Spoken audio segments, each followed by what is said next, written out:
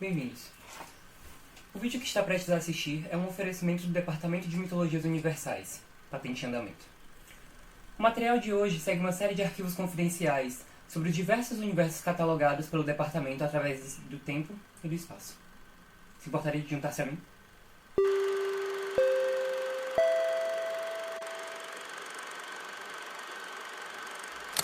Como já falei anteriormente, hoje faremos a revisão de um dos arquivos sobre os diversos universos catalogados pelo departamento. Tenho noção de que esse arquivo é restrito para funcionários com nível de acesso Alpha 14 ou maior. É um nível baixo, mas ainda assim um nível, então se você não possui nível de acesso Alpha 14 ou maior, recomendo que pare a exibição do material imediatamente. O departamento arranjou para que o Panteão Nórdico fizesse a supervisão desse tipo de arquivo, então devo lembrar-lhes que eles possuem um homem com corvos que vê em tudo. Esse homem também possui uma lança, que nunca erra. Bom, sem mais delongas, vamos à leitura. Hoje contaremos a história do continente de Mu. Uma ótima história para contar para essas crianças antes de dormir. É claro, se você remover os conflitos e guerras que terminam com a dizimação total de povos. E óbvio, se elas possuírem nível de acesso Alpha 14 ou maior. O continente de Mu. No início da catalogação histórica, dois povos habitavam aquela terra. Os Onin e os Sozaik. Pessoas boas, muito ligadas à natureza. Uma pena realmente, pois metade deles vai acabar dizimado, enquanto a outra metade permanecerá viva para ver a luz do dia. Isso quando o céu não estiver selado magicamente, mas isso veremos mais pra frente. Vamos começar com os Sozaik, um povo pacífico e bom que vive em harmonia com a natureza em ciclos de migração dentro do seu próprio território. Até um grupo decidir quebrar com esse costume, procurando expansão. Bom, os Sozaik e esse grupo, os Ikaika, fizeram o que um terço dos Kais atualmente fazem. Se separaram, e então os Sozaik expulsaram os Ikaika do seu território. Os Ikaika navegaram para longe, encontrando um arquipélago que chamaram de Kahakai. E eles, para deixar o passado no passado, se nomearam Hakai. 100 anos depois que os Hakai encontraram seu pedacinho de chão no arquipélago, eles decidiram expandir e explorar novamente. Navegaram de volta para o continente, onde encontraram um novo povo pacífico. E no prazo de 50 anos em que os Hakai acabaram migrando para lá, eles criaram uma relação com os nativos, propiciando o nascimento de um novo povo, os Kar. Bom, devemos voltar um pouco ao começo da história, pois detalhe nenhum deve ser esquecido. Detalhes são vitais para a construção de uma história. Na verdade, detalhes são vitais para qualquer situação. Digamos que você se encontre numa floresta, diante de um tigre faminto. Talvez lembrar que você possui um saco de carne seca no bolso do seu paletó possa ser o detalhe que separe a vida da morte. Não nessa situação em específico. Provavelmente o tigre comeria você e a sua carne seca. Mas se tivéssemos uma visão holística do universo, talvez você fosse o detalhe nessa história. Então não vamos esquecer do outro povo que habitava as terras de Mu no começo. Os Onin. Os Onin, como os Sozaik, possuíam uma forte ligação com a natureza.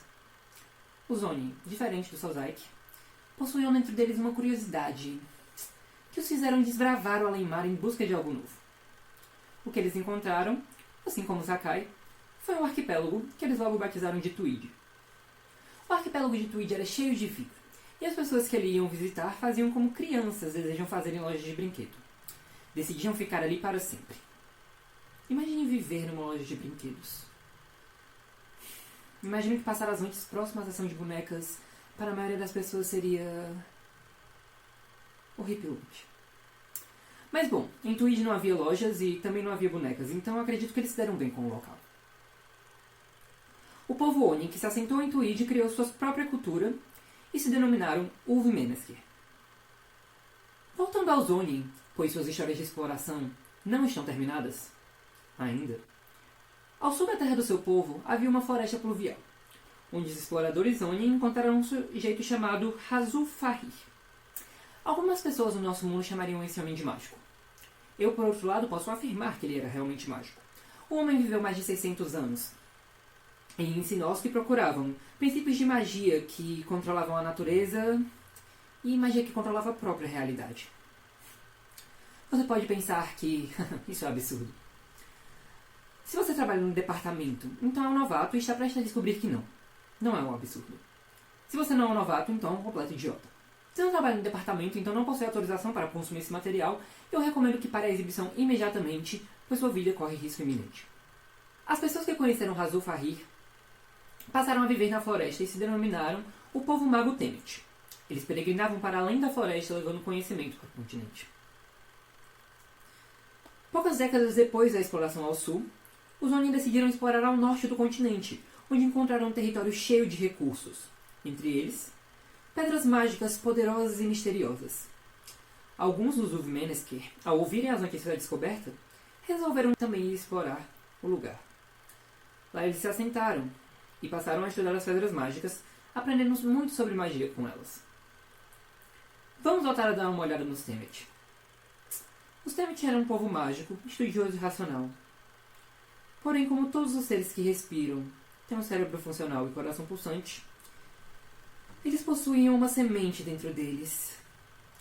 Uma semente que todos evitamos lembrar, que evitamos superar, mas que já está tão enterrada dentro de nós que já não é possível dizer se ela estava aqui o tempo todo antes de nós mesmos. Essa semente é o medo.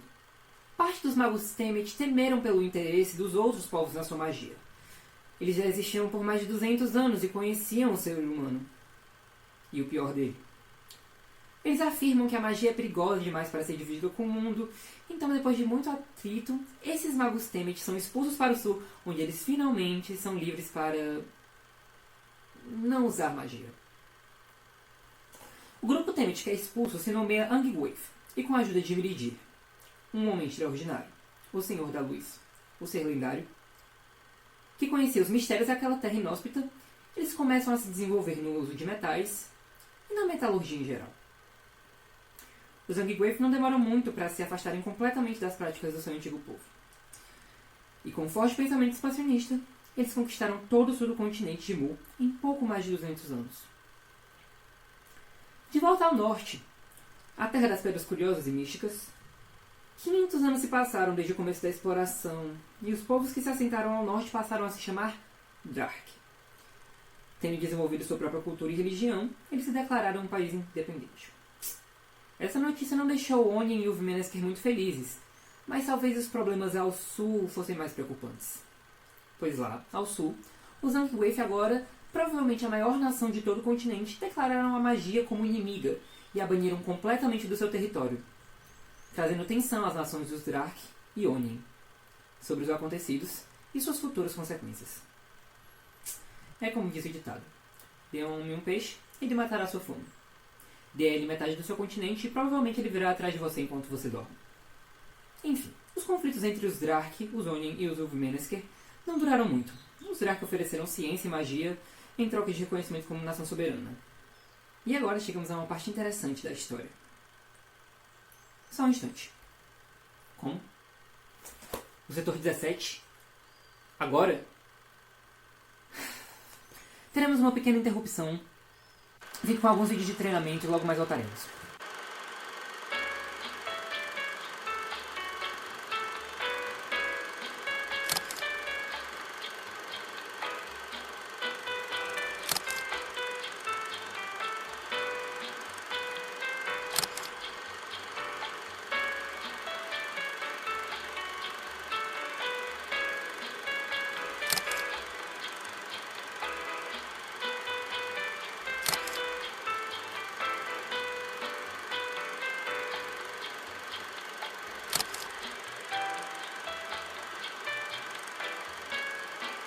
Olá.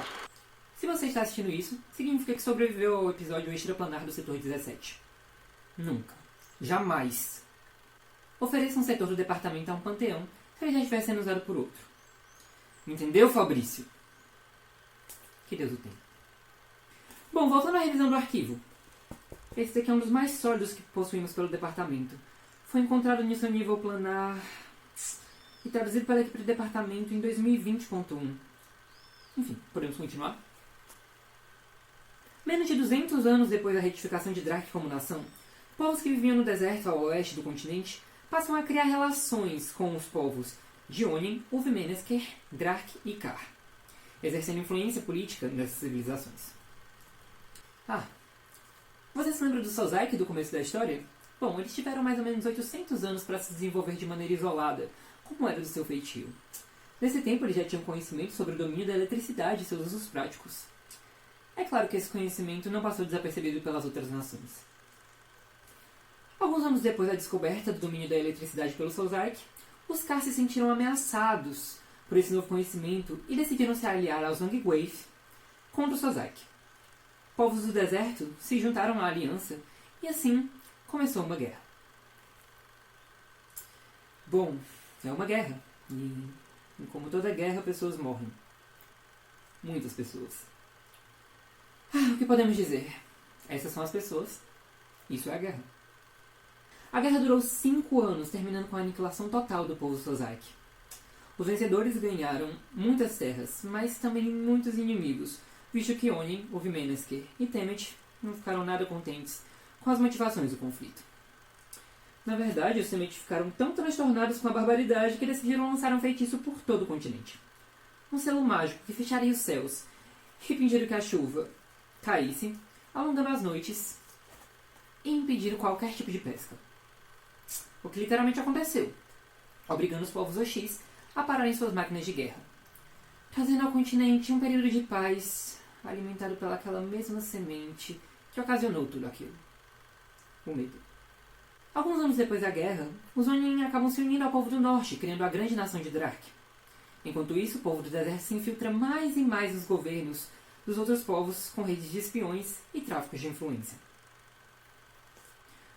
Bom, onde estamos agora, os dois maiores povos do continente de Mu são os Drak e os Zangief. O que é uma pena, pois ambos possuem uma cobra em suas botas. Não, isso não é uma citação. É uma metáfora. Você já se encontrou alguma vez com uma cobra? Com uma cobra do deserto, mais especificamente. É curioso, de fato.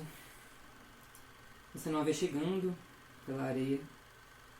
O seu som é disfarçado pelos ventos do deserto. Tudo parece calmo. E então ela pica você. Você só sente a dor, não sabe que foi uma cobra. E então seus pensamentos vão para outro lugar. E então você morre. Podemos dizer que o povo do deserto picou o povo do continente de Mu ao realizar um plano sórdido de assassinar os maiores magos Temet e queimar completamente a sua floresta. Pouco restou dos Temet, compensando pela grande responsabilização que surgiu contra os Zangief pelo acontecimento. Talvez seja sensato hipotetizar que eles prepararam a própria cama ao adotarem uma política expansionista e anti-magia. Mas como culpá-los? Se eles estavam picados pela cobra? E se seus pensamentos estavam em outro lugar? Drak acreditou na mentira do deserto e declarou guerra aos Zangief, pelo que fizeram contra os pacíficos Temet. Kahakai e Kar cortaram relações com Zangief, agora que seus antepassados e adversários, os Sozaik, estavam fora do seu caminho.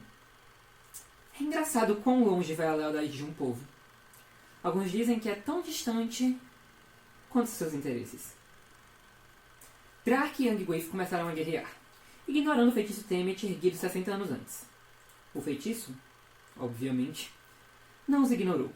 O céu se fechou e a última grande guerra de Mu se iniciou. 5 anos dentro da guerra, Zangief marcha sobre Drak, sem saber que parte das suas terras conquistadas são tomadas pelos Kahakai, Kar e os povos do deserto. E assim suas linhas de recursos se esgotam aos poucos. Bom, os Zangief eram um povo obstinado, disso podemos ter certeza. O seu povo morria de fome, o mundo estava desolado. Mas ainda assim custou mais 7 anos para que eles se rendessem e pusessem um fim à guerra. Assim que suas tropas se retiraram do território Drak, o selo Temet se desfez e a chuva voltou a cair sobre o continente. Depois disso, tudo o que sabemos é que tanto Drak quanto Zangief fazem expedições à Terra Desolada dos Finórios Temet em busca de, em suas ruínas, encontrar um segredo sobre o controle da natureza. E isso é tudo que temos por hoje. Ou tudo que seu nível de acesso lhe permite alcançar. Se quiser mais informações ao Universo 48 OmegaX, peça acesso direto à diretoria. E para finalizar, alguns avisos. O setor 17 se encontra alternando entre planos, e parece que permanecerá assim pelos próximos 75 anos. Funcionários que pretendem evadir uma morte certa e dolorosa devem evitar o setor 17. O panteão inominável dos deuses inomináveis permanece inominável. Qualquer tentativa de nominar um deus inominável terminará com a exterminação de todos os funcionários envolvidos. O panteão egípcio se encontra responsável pela alteração imprevisível de aparelhos eletroeletrônicos. Então, para evitar o mau funcionamento de equipamentos de uso próprio ou compartilhado, evitem a citação ou invocação dos nomes Ra, Ísis, Osíris, Horus,